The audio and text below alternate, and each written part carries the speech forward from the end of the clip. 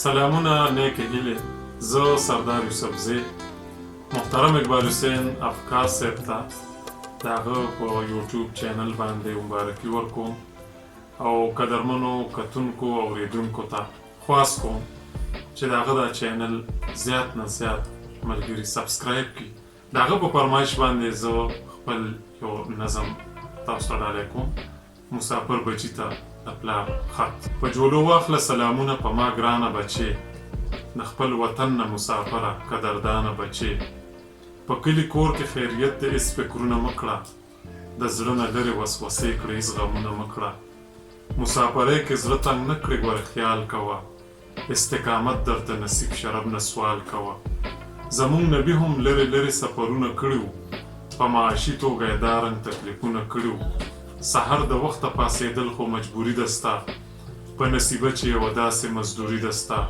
خو ګورې پام کوه چې مونځ درنه قضا نه شي، بچیه دا خبره هیره د زما نه شي. بیا په ډیوټۍ کې د هم ایمانداري کوه ته، چې په ذمه دې شي کم کار نو ښه خواري کوه ته. چېرته چې کرو یا پورمین سره چې جنګ ونه کړې، واړو سره په اتفاق اوسه څنګ ونه کړې. هلته هندوان سیکان هم ډېر مسلمانان اوسئ، مذهب جدا جدا رشته کې د انسان اوسئ. د زړګي سره اوس به حال درته د کور ووایم، د رونو خویندو څو خبرې د مور ووایم. مور خو د مرګ یل پرته ده، دوایي نشته دی، دوایي کېږي په پیسو یو وفایي نشته دی. رونه د تلي د پنجاب ته مزدورۍ کوي، خدای خبر کم ځای ټیکهدار ته بزارۍ کوي. ستا د ویزې قرض د اخلاص نه سوچونه کوم، حالات مو رس په رس غورځېږي دا غمونه کوم.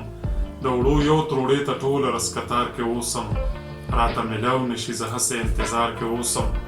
په څومره منډو ترړو تا ته مې ویزه کړې وه، څومره کړولیو مې جنډ ته اندازه کړې وه. جینۍ د لویه ده بس نور ورته کتې نشم، بغیر نو سینه د مور جوړی لیدې نشم.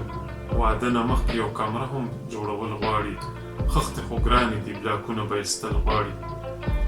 داسې خبرېږم چې خلکو ته ډالۍ رالیږې، چاته موبایل چاته سپری چاته ګاډۍ رالیږې.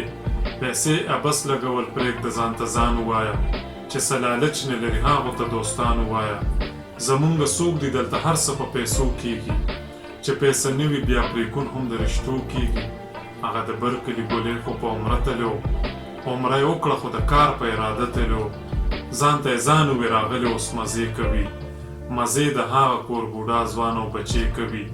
ته هم په ډکه منګل راشه لږې مې سیال که بچې، په غم لړلې ژوندون ما چېرته خوشحال که بچې. د یوسفزي سردار شعرونه مې بیان کړه درته، پکې د خوږ زړه ارمانونه مې بیان کړه درته. مننه.